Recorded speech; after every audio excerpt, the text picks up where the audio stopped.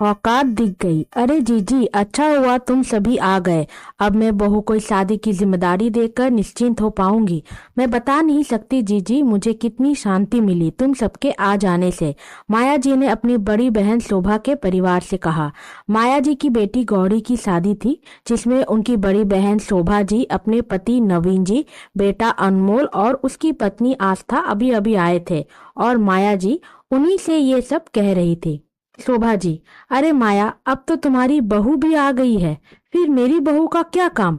माया जी, जीजी कैसी बातें कर रही हो? तुमसे कुछ छुपा है क्या? तुम्हें तो पता ही है किस खानदान से आई है। अरे वो तो कार्तिक की पसंद थी, वरना इसकी तो औकात हमारे सामने खड़े होने की भी नहीं है। मैंने तो इससे गौरी के गहने और सारी खरीदारी की जिक्र भी नहीं की। क्या पता ये सब देखकर उसके मन में कब लालच जग जाए और फिर कुछ गायब कर मेरे ऊपर ही बिजली गिरा दे। आखिर जिस चीज को जिंदगी में कभी ना देखा हो, उसके लिए मन में लालच तो हो सकता है ना। शोभा जी, देखो आस्था, तुम्हारी मासी को तुमसे कितनी उम्मीद है, तो अब इनको शिकायत का कोई मौका मत देना। आस्था अपनी सास के इस बात पर इतराकर कहती है। चिंता मत कीजिए मम्मी जी, मैं कोई ऐसे वैसे खानदान से नहीं हूँ, तो मुझे अच्छे से पता है कि कहाँ क्या करना चाहिए। मुझे कुछ बताने की जरूरत नहीं। आप तो मौसी जी बस अब आराम कीजिए, मैं सब संभाल लूंगी। माया जी की बहू अनोखी एक गरीब घर की बेटी थी। उसके पापा बचपन में ही गुजर गए थे, तो माँ के साथ गरीबी में ही वो पली बढ़ी। छात्रवृत्ति पाकर वो किसी तरह जिस कॉलेज में पढ़ रही थी, वहीं से कार्तिक से उसकी मुलाकात हुई और फिर ये रिश्ता आगे बढ़कर शादी तक पहुंच गया। यूं तो कार्तिक को उसके गरीबी से कोई फर्क नहीं पड़ता था, पर माया जी कभी भी अनोखी को अपनी बहू मान न सकी। उन्हें तो हर वक्त यही लगता कि अपने गरीबी से छुटकारा पाने के लिए ही उसने कार्तिक को अपने चंगुल में फंसाया। इसलिए जब माया जी की बेटी गौरी की शादी की बात चली, माया जी ने कभी भी अनोखी को किसी भी मामले में शामिल नहीं किया, पर अनोखी अपनी जिम्मेदारी से कभी भी पीछे नहीं हटी।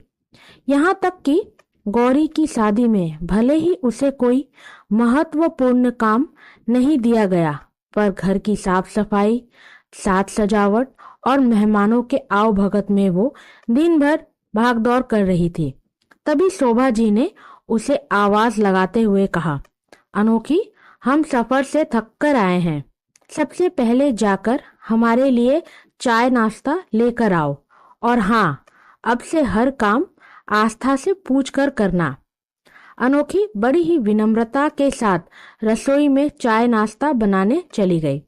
फिर जब वो चाय नाश्ता बनाकर ले आई, तो शोभा जी ने कहा, वो क्या है ना, अभी आस्था तुम्हें कुछ कपड़े निकाल कर देगी, उसे धोकर सुखा देना और फिर प्रेस करके हमारे कमरे में रख जाना। अनोखी शोभा जी के इस बात से बड़ी हैरान हो गई, क्योंकि शादी घर के अनेकों काम वो पहले से ही कर रही थी, पर ये सब तो आते ही हुक्म चलाने लगे। माया जी ये सब सुनकर भी खामोश थी। खैर, अनोखी चली गई काम करने। फिर थोड़ी देर बाद उसे चाय की फरमाइश मिली, और जब वो सबके लिए चाय लेकर गई, तो उसे सबकी आवाज माया जी के कमरे से आती हुई मिली। उसके मन में कोई पाप नहीं था।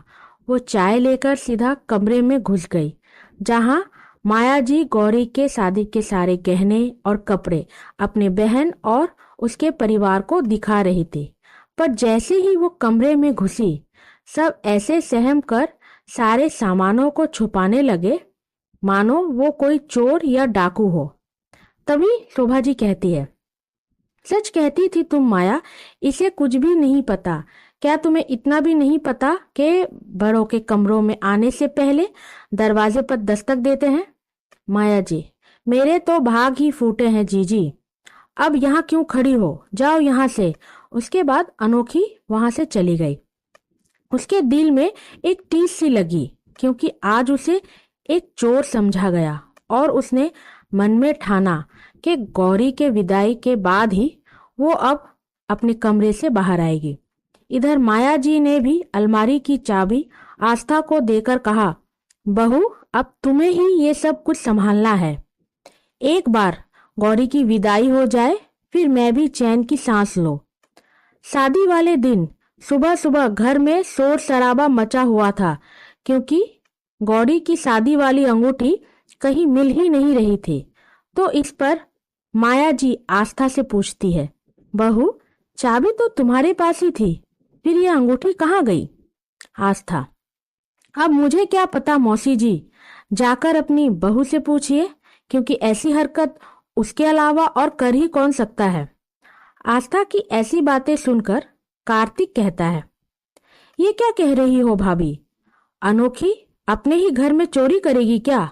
होश में तो हो आप। और मम्मी, चाबी आपके पास ना होकर भाभी के पास क्यों है? शोभा जी, बेटा देख, तू हमें गलत मत समझना। तेरी मम्मी से ज्यादा दौड़ भाग नहीं होती, इसलिए उसने चाबी आस्था को संभालने को दिया था, क्योंकि अनोखी को इन सब की आदत नहीं है ना। कार्तिक, मम्मी आप अपनी ही बहू के साथ ये सब कैसे कर सकती हैं? तभी वो अपने कमरे से बाहर नहीं आ रही और मैंने उसे पता नहीं क्या क्या सुना दिया, पर फिर भी उसने आपके खिलाफ एक शब्द नहीं कहा। शोभा जी, हाँ तो क्यों कहती? उसके इरादे तो अब दिख ही गए ना। और बुरा मत मानना बेटा, तुम तो उसे ब्याह कर ले आए, ना आगा देखा ना पीछा। अब उसकी औकात जितनी है उससे कहीं ज्यादा मिला है उसे इस घर में, तो फिर वो किसी के खिलाफ क्यों कुछ कहेगी? कार्तिक, मम्मी आप भी ऐसा ही सोचती हो अनोखी के बारे में? माया जी, इसमें सोचना समझना क्या है बेटा? अब अनोखी लाख कोशिश कर ले पर हमारी बराबरी तो नहीं कर सकती ना। खैर ये सब छोड़, अंगूठी के बारे में सोच। तभी वहां घर में सफाई करने वाली दौड़ती हुई आती है और कहती है, ये देखो मालकिन, ये अंगूठी मुझे आपके पलंग के नीचे झाड़ू लगाते हुए मिली। लगता है कल रखते वक्त गिर गई होगी और जिसने रखा उसने ये ध्यान ही नहीं दिया कि डिब्बा खाली है या भरा। सफाई वाली की इस बात से सभी की नजरें आस्था की ओर गई और आस्था एकदम से चीख पड़ी अपनी सास पर। ये सब क्या है मम्मी जी? मैं यहाँ शादी घर के मजे लेने आई थी या चौकीदार बनने? जब से आई हूँ ये करो वो करो, परेशान ही कर दिया है। मैं अनोखी नहीं हूँ जो आप अपनी बेइज्जती चुपचाप सहूं। मैं तो चली घर, आप रहो यहाँ और बनो चौकीदार। ये कहकर आस्था वहां से चली गई। तभी कार्तिक माया जी से कहता है, पता है मम्मी, आज जिसकी औकात की आप बात कर रही हैं ना, उसे मिला था मौका अपनी औकात बदलने का, पर उसने उस वक्त अपने परिवार के लिए ये मौका छोड़ दिया।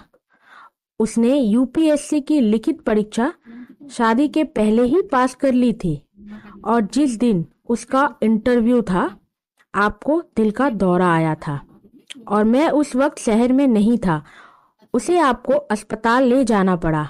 मैंने उससे कहा भी था कि चली जाए किसी को रख कर, पर क्योंकि मैं शहर में नहीं था उसे और किसी पर भरोसा नहीं था।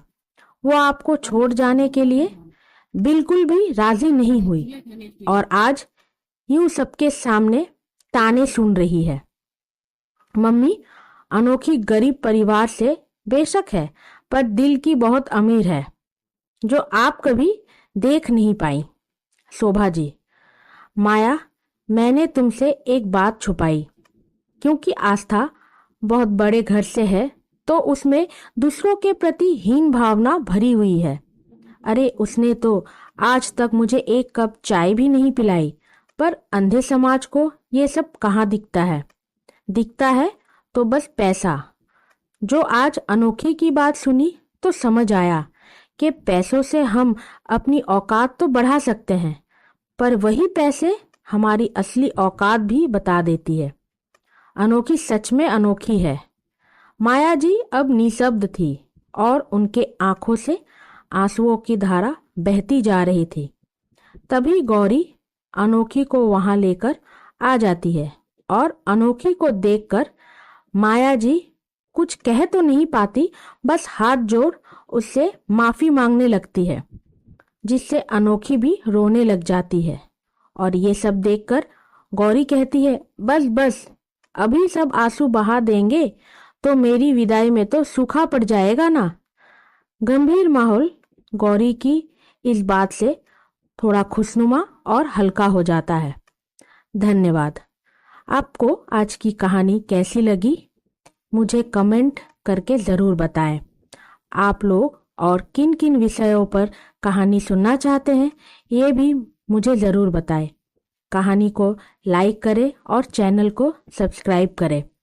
ये मुझे और भी ज़्यादा प्रोत्साहित करेगा और आगे मैं और भी अच्छी अच्छी कहानियाँ आप लोगों के लिए लेकर आती रहूँगी।